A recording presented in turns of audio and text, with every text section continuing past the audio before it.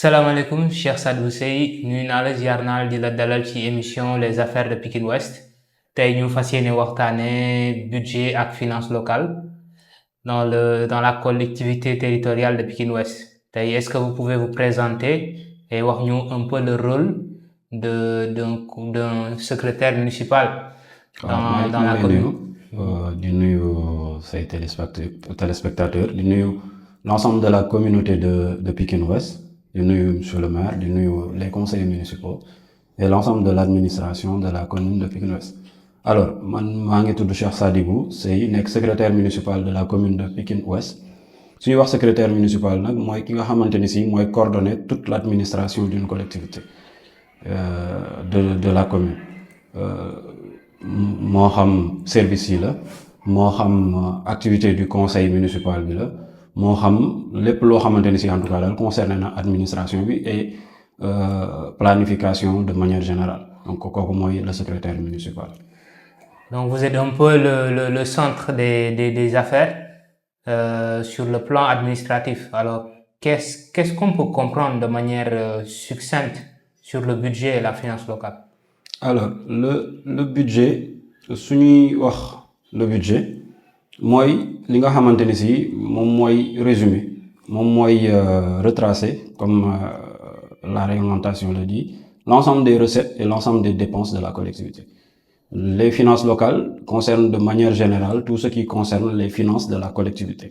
Et le budget est un acte de matérialisation ou en tout cas de réalisation des objectifs de la commune est un acte bi nga xamante ni si mooy tax collectivité bi mën a agir parce que collectivité bi bu amul budget du mën a def ay actions donc budget bi mooy tax collectivité bi mën a dem jëli ay recettes parce que prévoir nañ ko ci budget bi donc recette bu ñu prévoirul ci budget bi collectivité bi day am problème pour dem jëli ko. Budget bi mooy tax également collectivité bi mën a def ay actions mën a def ay dépenses parce que lu ñu prévoirul ci budget bi également par principe collectivité bi mënu ko def maintenant. Il peut y arriver que mu am ay exceptions yoo xamante ni si peut-être voilà. Maintenant de manière technique un peu comment on construit le budget annuel d'une collectivité territoriale? Alors le budget de la collectivité li nga xamante ni si mooy définir nan lañ koy toggee nan lañ koy defaree mooy le régime financier. Régime financier mooy régime bi nga xamante ni si mooy wax tout ce qui concerne les finances locales. On appelle le régime financier des collectivités territoriales.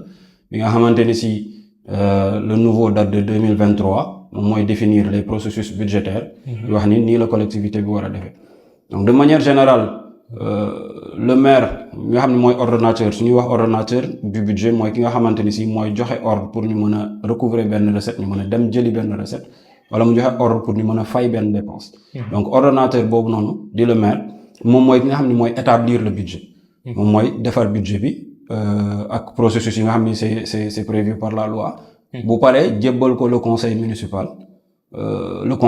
mën ko voter mais balaa boobu li nga xamante ni si day jiitu mooy li ñuy woowe le débat d'orientation budgétaire c'est que chaque année au moins un mois avant le vote du budget la loi dafa wax ni le maire dafa war a soumettre au conseil municipal dafa war a dem conseil municipal ñu def ce qu'on appelle le débat d'orientation waxtaan ci orientation budgétaire yi de manière générale. C'est un mois avant. Au moins un mois avant. Au moins un mois avant. D'accord. Donc définir yan ñooy orientation yi nga xamante ne si mooy les orientations budgétaires chaque année dañ koy def produire ce qu'on appelle le rapport d'orientation budgétaire rapport bi nga xamante ne si ces orientations ci la nekk les propositions du maire ci la nekk. Et le conseil municipal va débattre de ces propositions là accepter ko wala bañ ko accepter wala am lu mu ci dolli. pour que ñu mën ko tënk bu ñu paree nag ñu ne lii processus bi.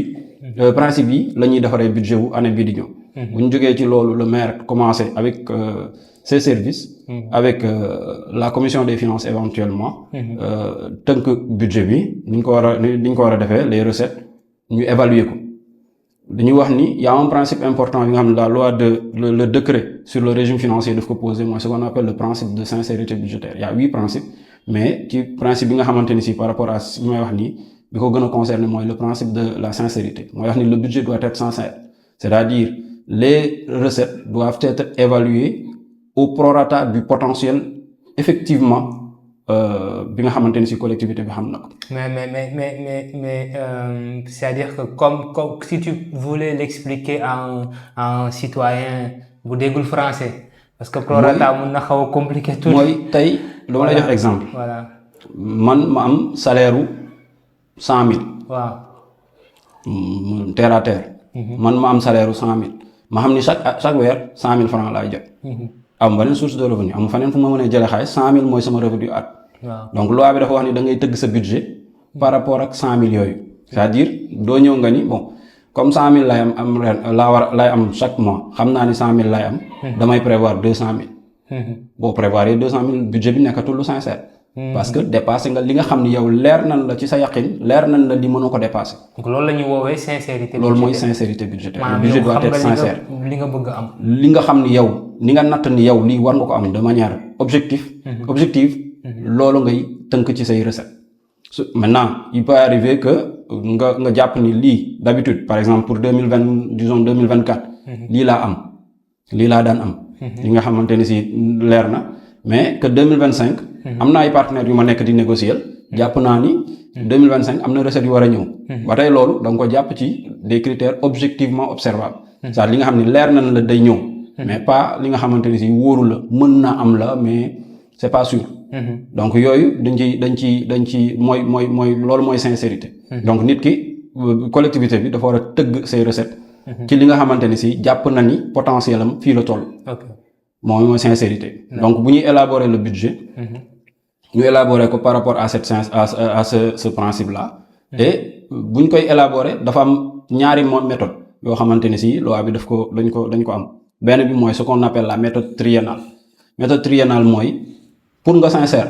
maanaam ñaari façon. ñaari façon yoo xamante ni si mën nañ ko defaree moom la ñuy defaree budget bi. budget wu commune. moom ñaari façon yoo xamante ni si moom la ñuy évaluer. plutôt recette yi. waaw moom la ñuy évaluer. ñaari façon. waaw benn bi mooy da nga naan ci ñetti at yi ñu génn. waaw ñetti gestion yi nga xam ne génn nañ ko jeex na tàkk. waaw mooy supposons bu ñuy defar budget 2026. waaw ñu ne ñetti at yi jeex yan la mooy 2024. 2023 2022. xam nga ñetti at yooyu yow xam nga ñaata nga ci am. par exemple man sama 3 mois yi génn ci sama salaire xam naa exactement sama salaire nan la toll.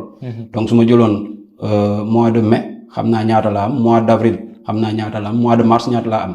donc yooyu mooy ñetti at yi. ñu ne ñetti at yooyu da ngay def la méthode triennale. mooy nga jël ñetti at yooyu nga xool la moyenne nga xam ni yow lii mooy sa potentiel. maanaam daan na am 100 000 supposons mars am naa 100 000 avril am naa 110 000. mai am naa 120 000. ma jël ñett yooyu additionné ko diviser ko par 3 mu jox ma moyenne bi. xam nga loolu dalay wan ni la man ñetti at yi nii lii budget bi sincère na. donc su ma jógee ci loolu am na boo xamante ni si soit da ngay yem ci loolu. maanaam yem nga ci li nga xam ni am nga moyenne bi soit nga majoré ko maanaam nga ni sama budget kat comme seetlu naa ni. ñetti at yi yëpp day évoluer. donc war na mën a évoluer de 10% pour 2026. donc daal amoon naa 100 000 après ma am 110 000 après ma am 120 000 même su ma calculer gis naa ni chaque année am na 10 000 chaque mois am na 10 000 bu ciy topp. 10 000 boobu ciy topp. du ma ko bàyyi noonu c'est-à-dire bu ma defee la moyenne mën naa am sa par exemple supposons ma def la moyenne am 107 000 wala 108 000 wala affaire yooyu noonu. donc après ma majoré ko de 10%. ma yokk ci 10% pour sóoraale 10 000 boobu nga xamante ni chaque mois da ciy yokk. pour que budget bi ñu ne mën na sincère donc boobu mooy méthode triennale nga xamante ni ñaari façon la soit nga def division bi nga jël moyenne bi exactement nga yem ci soit nga jël moyenne bi nga majoré ko de 10% de 15% en fonction du potentiel. maanaam par ñetti at. par ñetti at. beneen bi mooy li ñuy woowee méthode pénultième année. pénultième année mooy at bi génn. lan nga ci am. at bi génn bi nga xamante ni géré nga ba mu jeex par exemple suñ ko doon xool pour budget 2026 duñ jël 2025 parce que jeexagul. dañuy jël 2024. parce que jeex na xam nañ ni exactement lii lañ amoon ci 2024. donc ñu jël loolu ñu calculer budget bi en fonction de méthode boobu donc boo ko jëlee ba tey ci salaire da ngay xool ni mois de mai jot naa sama salaire. parce que jàll na sama salaire xam naa ni par exemple 100 000 la wala xam naa ni par exemple tel 100 000 la sama salaire boobu ma jot mu nekk 100 000. bu may def bu ñuy jël méthode pénultième année.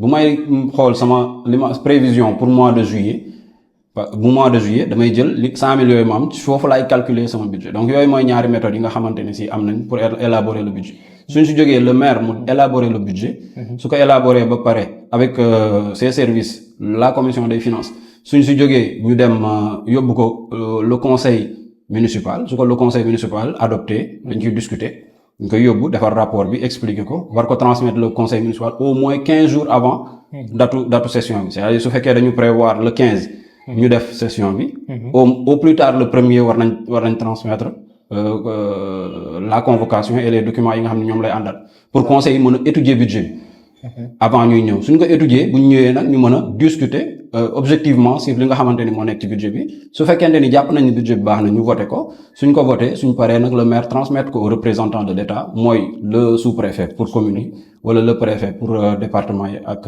ville yi bu leen ko transmettre le préfet xool mu étudier ndax budget bi respecté na tout ce que la loi a dit li loi bi wax yëpp suñ si jógee maintenant mu approuvé ko su ko fekkee dafa jàpp ni respecté de la loi mu yóbbuwaat ko ci collectivité bi demander ce qu'on appelle une seconde lecture c'est-à-dire collectivité bi étudier waat le budget analyser waat ko adopté def correction yi nga xamante ni si éventuellement ñoo ci waram adopté ko indilaat ko su jàppee ni ba tey correct na toute la loi réglementation est respectée bu boobaa mu approuvé ko daal ko yónneewaat le budget maintenant à partir de ce moment le 1er janvier ñu doog a mën a commencer disons le 2 janvier ñu doog a mën a commencer exécuter budget bi. mais aujourd'hui tey lan mooy les principales sources de revenus fan la commune di jëlee xaalis techniquement.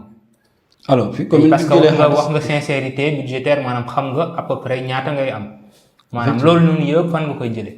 fi commune bi di jëlee xaalis bari na ça dépend ci li ma waxul sànq ci budget bi mooy le budget dafa am nu ñu koy diviser dafa am nu ko loi bi wax ni noonu la budget bi loolu mooy doon le contenu budget bi dafay am section fonctionnement am section investissement. ci biir section fonctionnement wala ci biir section investissement mu am lu ñuy woowee ay chapitres.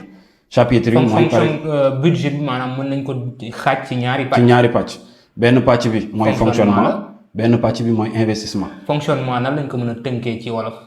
alors fonctionnement ci lu bari li nit ñi di jàpp. dañuy jàpp ni mooy lii tax collectivité bi mën a fonctionner mooy collectivité bi mën a dox. lii tax par exemple suñu waree fay ay salaire ñu bari loolu lañ ko jàppee. suñu waree fay ay jënd ay fourniture de bureau suñu waree jënd ay fourniture scolaire suñu waree jënd yooyu la ko collectivité bi jàppee. maintenant c'est plus large que ça ce qu'on li ñuy woowee fonctionnement de section fonctionnement mooy les dépenses courantes. dépenses yi nga xamante ni si day ñëw. day ñëw ko ñëwaat comme yow boo nit ki bu jotee salaire am xam na ni dafa war a joxe dépense. bien sûr dafa war a fay courant dafa war a fay ndox dafa war a fay bu fekkee am na internet et cetera.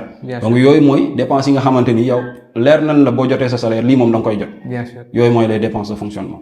donc day ça va au-delà de li nga xamante ni si moom mooy le fonctionnement en tant que tel proprement dit des services.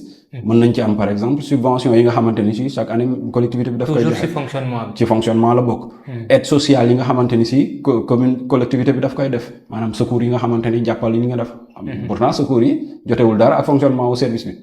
parce que dañuy dimbali ay nit. mais ci fonctionnement la bokk parce que ay dépenses répétitives la ay dépenses courantes la. d'accord subvention yi fourniture scolaire yi nga xamante ni si dañ koy jox école yi. ñu koy jox élèves yi jotewul dara ak fonctionnement au service mais. maanaam comme buñ doon ko tënk rek bu doon comme doomu aadama la liñ koy woowal fonctionnement wam moom mooy comme lu muy dundee chaque jour lu muy jëndee ndekki lu muy jëndee añ. lu muy jëndee di ci fay courant di ci fay ndox muy fay ndox mooy yi nga xamante ni si day ñëwaat. day ñëwaat chaque day ñëwaat maintenant bu fekkee par exemple mën nga am yow nga am kenn koo xamante ni si sa benn mbokk boo xamante ni si da nga koy dimbali chaque at. chaque weer. waaw chaque weer saa yooyu da nga koy jox 10 000 francs. waaw nga 10 000 francs boobu jëmul ci yow. ci sa doxalin. waaw ci keneen la jëm. waaw mais day bokk ci dépenses courantes yi parce que kii da nga dugal ni chaque weer da ngay yëkkati 10 000 francs jox ko.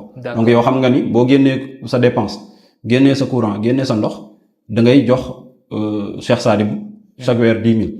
10 000 boobu ci dépenses courantes yi la bokk donc suñ ko jëlee ci budget day bokk ci dépenses de fonctionnement yi. d'accord.